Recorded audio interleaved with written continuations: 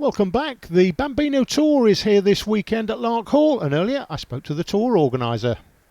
Darren, we're here at Lark Hall this weekend. This is part of what you call the Bambino Tour? Yeah, that's right, yeah. The Bambino Kart Club Tour, something that I run. We go around 7 different circuits in the United Kingdom, this being round 4 of our tour this year. And the format that we're going to see now, it's basically time sessions, isn't it, for these drivers from 6 years of age? Yeah, absolutely. It's basically like every session is treated as if it was a time qualifying session. The drivers go out from the dummy grid one by one, released at about a 2-second gap each. They make their way around the circuit for a 10-minute time session, and the best lap time at the end of that session scores the most points. And we interviewed some of the dads at Wright House in Hertfordshire recently who are doing some Bambino testing evenings down there. And I asked them whether or not they'd be interested in doing actual race events where the drivers were gridded up and they actually raced, and they seemed quite keen on that. Is that the sort of general consensus? Yeah, absolutely. I mean, the MSA Bambino class is obviously still on a time trial basis at the moment. However, I am working closely with the MSA and also Dan Parker from Zip, and we are looking at next year possibly allowing them to actually race the karts rather than doing time trials. So here we go then, Bambino. This is session 1 for the top 12 drivers in the earlier time qualifying sessions. This is Jacob Burgess on the 32.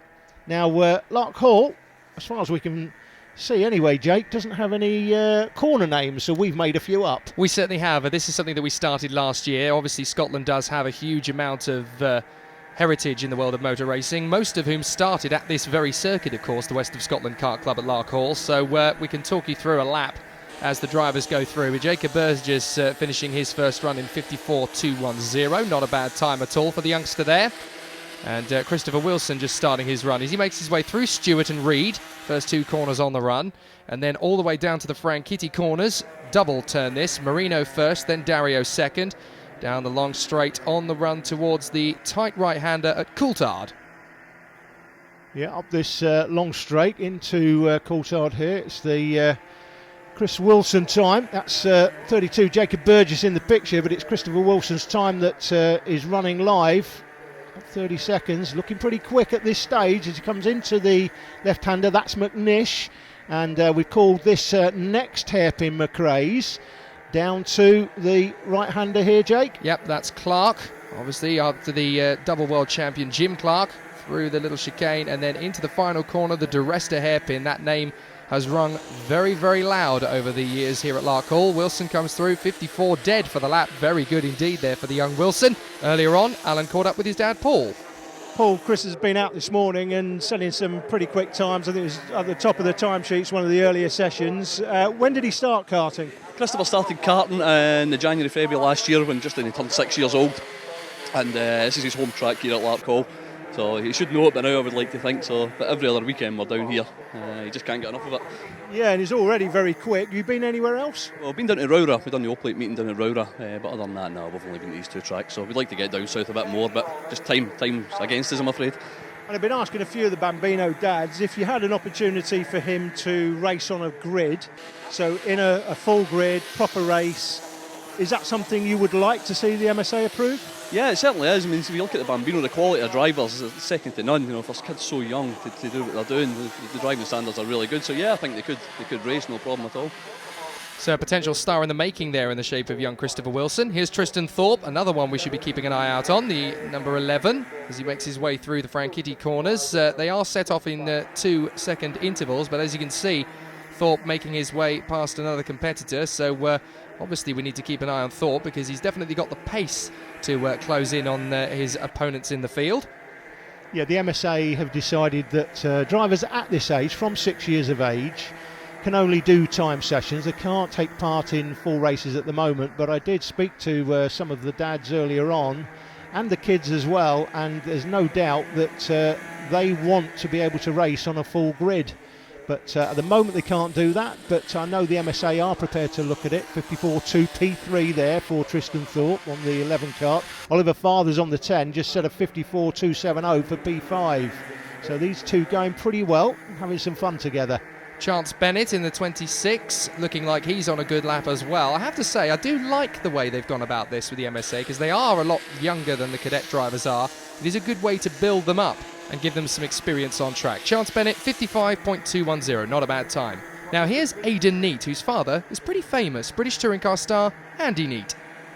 Andy, some of our viewers will know you from touring cars. Your son Aidan is here this weekend. Now, I don't really have to ask you how you've got him into karting. I guess you were in karting back in the day, were you? I was, yeah, many years ago. It's all changed quite a bit, but yeah, it was good fun back when I did it. And Aidan's been in the kart now since he was 4 years old, sort of learning the ropes and so on. This is his first year in racing, so it's a great time just for both of us, really.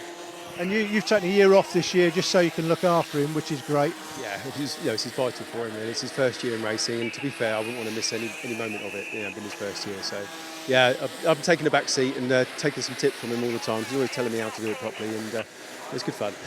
Okay, and Aidan, how long have you been karting for now? I've been karting for nearly 4 years. Okay, so you've been karting since you were 4, so you're one of those group like Dean McDonald and a few others, Johnny Edgar, that started when they were 3 years of age. So where are you hoping to go? I guess we're going to see you in the British Championships in a few years, aren't we?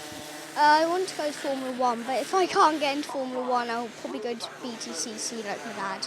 So skip karting altogether, just go to Formula 1. No. So chip up the old block there. Aidan Neate, just like his dad, a bit of a character. You may have noticed during that last little section, Nathan Browning popping into second place just behind Christopher Wilson and ahead of Tristan Thorpe in the first session. Now we move on to the second session.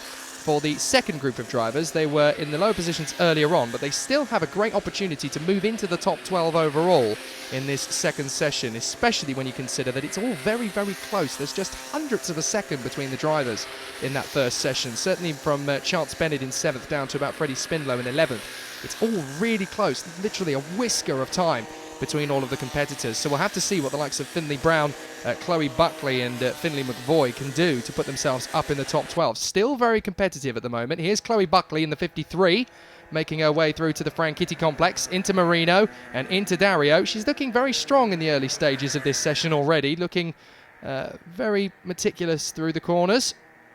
Chloe putting in a good performance so far, the number 53.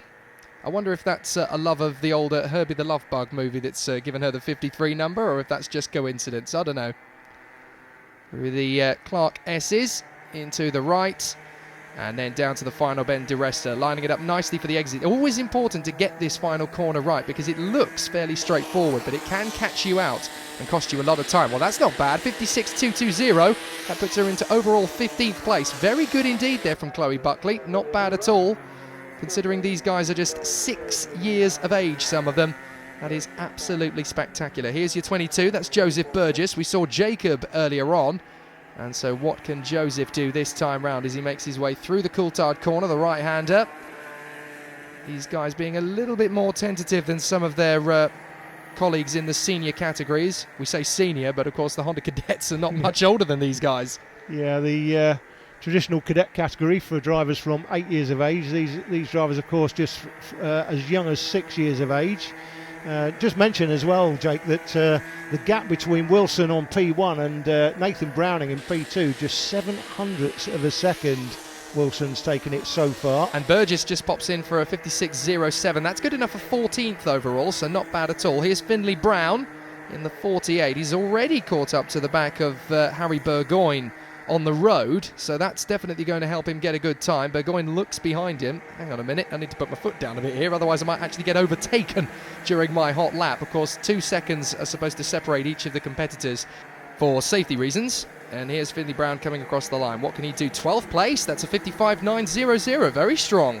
Leads the session though. That's the fastest lap in this session from Finley Brown, so well done to him. Finley McVoy on the 18 kart goes across the line, 56.520, P17 overall. Of course, we're taking into account the drivers in that first session, of course. Matthew Price on the 12 kart, 58.70. And he's battling it out for overall position with Brandon Carr. There he is, and Alan caught up with his dad a little earlier. Simon, your son Brandon's out in the 15 kart, but just tell us how you got him into karting in the first place. What's the history? To be fair, I'm not really sure. It just come about. A couple of friends have had go-karts.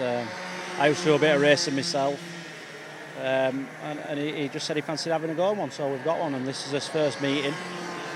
We just thought we'd fetch him, throw him in at deep end and see how he got on. And where are you from? Sheffield. So you've driven up from Sheffield to Scotland for your first meeting. That's quite a trip for you. How's he going this weekend so far? He's not doing too bad really. He takes a bit of getting into it. It's a big thing for him really, isn't it? But he's getting faster every time he goes out, so just keep putting him in and just keep sending him round. May have noticed Harry Burgoyne just gone through the picture in P13 overall, second in this session. Tilly Ogston on the 88, 58, 590. 12 Kart goes through the picture. And here is Nathan Tye coming across the line in the 46. He's done a best of 57.410. Not bad at all. And the 41 finishing off. That is Luke Hilton on a 56.950. Stars in the making then. More race action coming up at Lark Hall with the Honda Cadets after the break.